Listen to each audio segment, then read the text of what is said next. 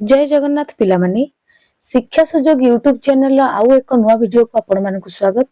आज 19 फेब्रुआरी 2026 दशम श्रेणी पिलामानंकर एमआईएल ओडिया मातृभाषा परीक्षाटी शेष हो जाइछि। आसंतु आज आमे दशम बोर्ड परीक्षा ओडिया विषय रे पढ़िथिबा 50 टी ऑब्जेक्टिव मल्टीपल चॉइस क्वेश्चन रो क्वेश्चन आंसर डिस्कशन करिबा। कहार केते नंबर रहिला आम वीडियो देखि मेळै दियंतु एवं कमेंट रे निश्चय लिखंतु। चलंतु आरंभ करिबा। प्रथम प्रश्न, जहा परे जेउ पद रहिले वाक्यर भाव स्पष्ट रूपे प्रकाश पाइबो सेई पद विन्यास को कोन कुहा जाय? सठिक उत्तरटी ऑप्शन सी आसक्ति। प्रश्न नंबर 2, जेजे आसीचंती ओ आमे समस्ते खुशी अछु एहा केउ धरणर वाक्य? सठिक उत्तरटी ऑप्शन नंबर डी यौगिक वाक्य। प्रश्न नंबर 3, सतरे तुमे आसीछ एहा केउ प्रकार वाक्य? एहा विस्मय सूचक वाक्य। प्रश्न नंबर 4, पवनर प्रतिकूल रे साइकेल चलाइबा कष्टकर वाक्यटी संक्षेपण कहा द्वारा होईछि? प्रतिकूल प्रति उपसर्ग लागिछि तेणु एटा उपसर्ग। प्रश्न नंबर 5, नत्व विधि कौन? सठिक उत्तरटी ऑप्शन नंबर डी रु र स परे न होबाटा होछि नत्व विधि। प्रश्न नंबर 6, गंगाधरଙ୍କ रचना नुहे केउंटी गंगाधरଙ୍କ रचना नुहे? यार सठिक उत्तरटी ऑप्शन नंबर बी बसंत कोकिल। परवर्ती प्रश्न नंबर 7, गाल्पिक काठ गल्प रे कोन देखाइबाकू चाहिचंती? सठिक उत्तरटी ऑप्शन नंबर ए शिक्षित मनीषर सठता और स्वार्थपरता। प्रश्न नंबर 8, शेषरे काठ चिरिबा पई केते मूल्य देबाकू स्थिर होइथिला? सठिक उत्तरटी ऑप्शन नंबर बी 3 टंका 12 अणा। प्रश्न नंबर 9, राजेश्वरी देवी केते जण योद्धांकु नै सम्मुख समर को जिबा पई प्रस्ताव देले? सठिक उत्तरटी ऑप्शन नंबर बी 12। प्रश्न नंबर 10, मु कलिंग प्रजांक प्रशंसा सुनिबाकू एठिकू डाकी नहीं ए कथा किए कहिथिले? ए कथा ऑप्शन नंबर सी अशोक कहिथिले। प्रश्न नंबर 11, बुदबुद शब्दर अर्थ कौन? बुदबुद शब्दर अर्थ हेउछि ऑप्शन नंबर सी पानी फुटका। प्रश्न नंबर 12, कहा आगमन रे अबनी निश्चल होई गला? सठिक उत्तरटी ऑप्शन नंबर ए संध्या। प्रश्न नंबर 13, गलानी तो गला कथारे संगात केउ कवि लिखिछंती? यार सठिक उत्तरटी ऑप्शन नंबर डी बलदेव रथ, कवि सूर्य बलदेव रथ। प्रश्न नंबर 14, किए मां सीतांक शुभागमन को अपेक्षा करथिला बोली कुहा जाईछि? सठिक उत्तरटी ऑप्शन नंबर सी तमसा। प्रश्न नंबर 15, उषांक चरण कोन आहरण करे बोली वर्णना करा जाईछि? सठिक उत्तरटी ऑप्शन नंबर बी ज्योति। प्रश्न नंबर 16, 7 प्रत्यय युक्त हेले कोन हुए? सठिक उत्तरटी ऑप्शन नंबर ए। 17 नंबर, केउ शब्दटी केउटी शुद्ध शब्द? सठिक उत्तरटी option number C Yajnaseni, option number C होउची सठिक उत्तर। प्रश्न नंबर 18, तल लिखित शब्दरु केउटी शुद्ध रूप? यार सठिक उत्तरटी option number B Golok Bihari. प्रश्न नंबर 19, चोखी रागर छंद संपर्क रे केउ वाक्यटी ठीक नुहे? यार सठिक उत्तरटी ऑप्शन नंबर डी चतुर्थ पादरे 15टी अक्षर थाए। प्रश्न नंबर 20, बर जीव रसे देई मानस बर जीव रसे अमेध्य ग्रास ଏହା କେଉଁ ଅଳଙ୍କାରର ଉଦାହରଣ? ଏହା ଅପସନ ନମ୍ବର ଏ ଯମକ ଅଳଙ୍କାରର ଉଦାହରଣ। ସଠିକ ଉତ୍ତରଟି ଅପସନ ନମ୍ବର ଏ ଯମକ ଅଳଙ୍କାର। ପ୍ରଶ୍ନ ନମ୍ବର 21 କେଉଁଠାରେ ଝରଣା ସୃଷ୍ଟି କରିବା କଥା କବି କହିଛନ୍ତି? ସଠିକ ଉତ୍ତର ଅପସନ ନମ୍ବର ଡି ମରୁପଥରେ। ପ୍ରଶ୍ନ ନମ୍ବର 22 କଣ କରି ଭୁବନ ସାରା ହସାଇବା ପାଇଁ କୁହାଯାଇଛି? ସଠିକ ଉତ୍ତର ଅପସନ ନମ୍ବର ବି ତନ୍ଦ୍ରା ପରଶ ଭିନ୍ନ କରି। ପ୍ରଶ୍ନ ନମ୍ବର 23 ମନସୁଖ ପାଇଁ ସର୍ବଂସହା ମାଟି କଣ ଦେଇଛି? ମନସୁଖ ପାଇଁ ସର୍ବଂସହା ମାଟି ଅପସନ ନମ୍ବର ଏ ନଈ ସମୁଦ୍ରରେ ହସ କଥା ଦେଇଛି। ପ୍ରଶ୍ନ ନମ୍ବର 24 ଦୁଃଖ ଦଡ଼ମଡ଼ି ସହିବାକୁ ମତେ ଡ୍ୟାଶ ପଦରେ ଦଡ଼ମଡ଼ି ଶବ୍ଦର ଅର୍ଥ କଣ? ଦଡ଼ମଡ଼ି ଶବ୍ଦର ଅର୍ଥ ହେଉଛି ଜଞ୍ଜାଳ। ଅପସନ ନମ୍ବର ସି ଜଞ୍ଜାଳ ସଠିକ ଉତ୍ତର।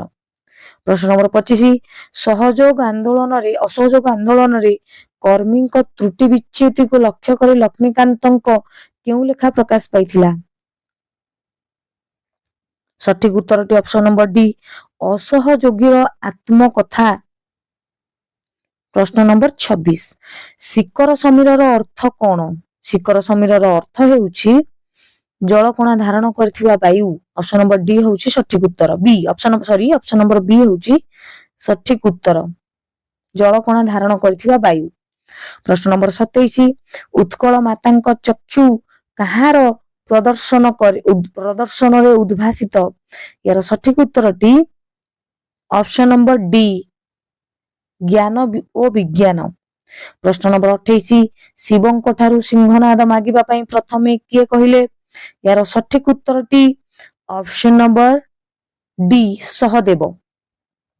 ପ୍ରଶ୍ନ ନମ୍ବର 29 ଭୀମ କେଉଁ ଦୈତ୍ୟକୁ ମାରି ଶିବଙ୍କୁ ସହାୟତା କରିଥିଲେ? ସଠିକ ଉତ୍ତରଟି ଅପସନ ନମ୍ବର ସି ଅଶ୍ଳେଷା ଦୈତ୍ୟ।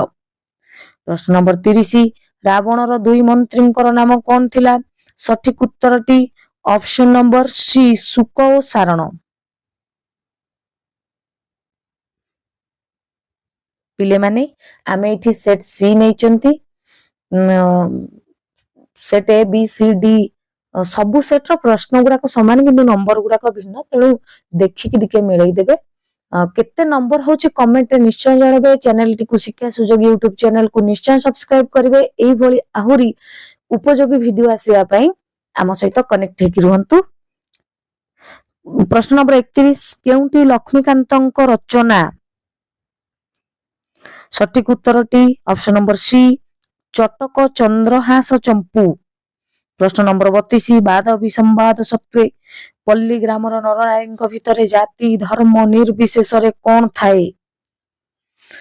ସଠିକ ଉତ୍ତରଟି ଅପସନ ନମ୍ବର ଡି ଏକ ପରିବାରତ୍ୱ।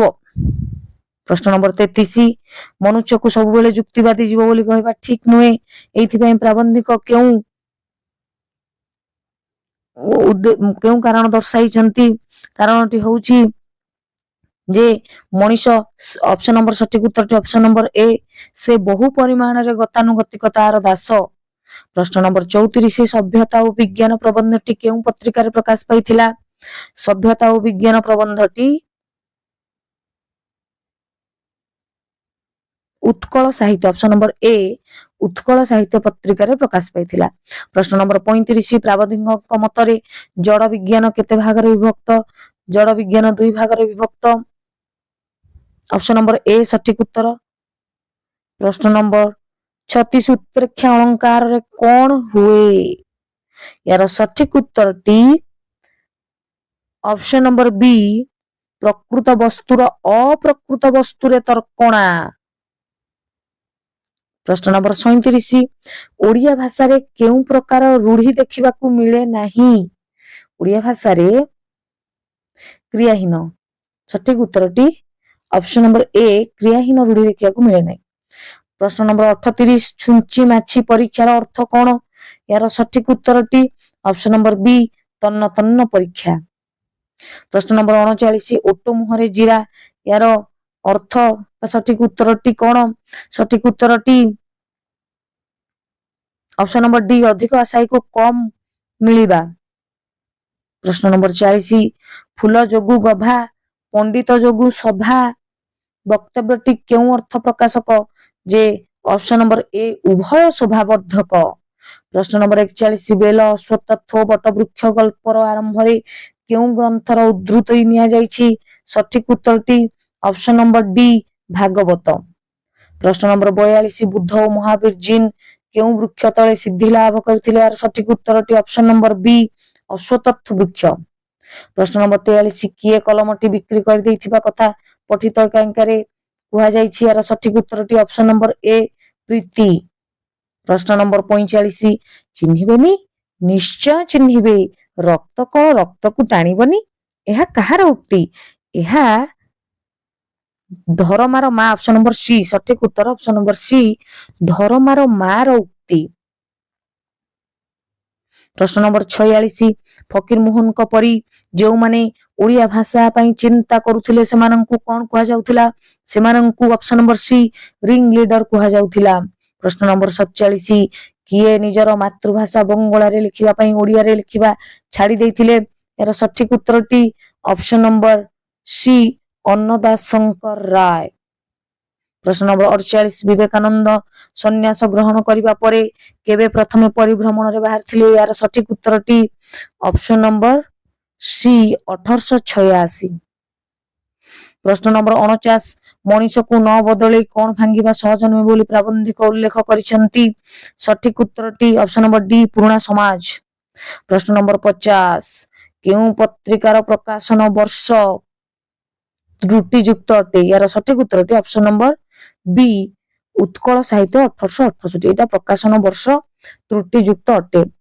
ପିଲାମାନେ 50ଟି ପ୍ରଶ୍ନର ଡିସ୍କସନ ଆମେ କରିଦେଲେ। ଆଶା କରେ ତୁମମାନଙ୍କର ପ୍ରଥମ ଦିନର ଓଡ଼ିଆ ପରୀକ୍ଷା ଉଭୟ ଅବଜେକ୍ଟିଭ ଏବଂ ସବଜେକ୍ଟିଭ ଭଲ ଥିବ।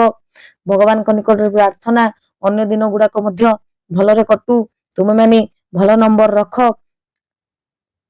ଏବଂ ଆଗକୁ ବଢ।